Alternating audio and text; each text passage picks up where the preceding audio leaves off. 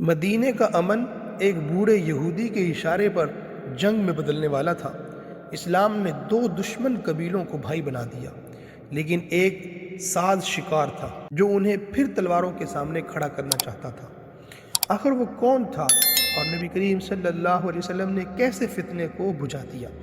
جب رسول اللہ صلی اللہ علیہ وسلم مدینہ منورہ تشریف لائے تو سب سے پہلا کام یہود سے معاہدہ امن تھا۔ مسلمانوں نے اس معاہدے کی مکمل پابندی کی، لیکن تاریخ کا یہ سبق ہے کہ جن کے مزاج میں عہد شکنی ہو وہ کب خاموش رہتے ہیں۔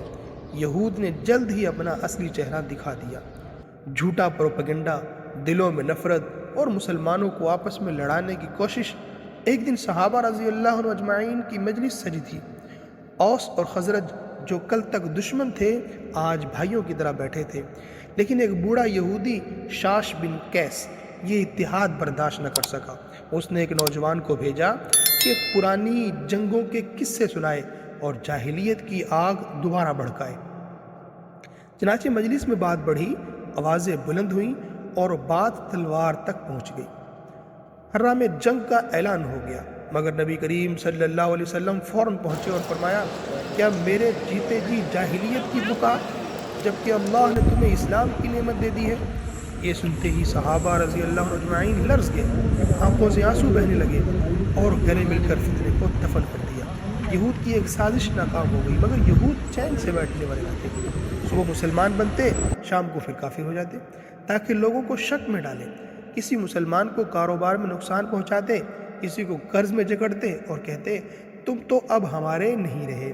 اس سب کے باوجود نبی کریم صلی اللہ علیہ وسلم نے صبر کیا، ہمت کی اور امن قائم رکھا کہ یہود جتنی بھی سازشیں کیوں نہ کر لیں، یہ شیطان کے نقش قدم پر چلنے والے چاہے مسلمانوں کو ورغلانے کے لیے، پریشان کرنے کے لیے کتنی بھی چالیں کیوں نہ چل لیں، نبی پاک صلی اللہ علیہ وسلم نے اپنی حکمت کے ساتھ، بصیرت کے ساتھ صحابہ رضی اللہ عنہ اجمعین کی بہترین تربیت کی، اور تمام کے تمام صحابہ نبی علیہ الصلوۃ والسلام کے اشارے کو اپنے لیے حکم سمجھتے تھے۔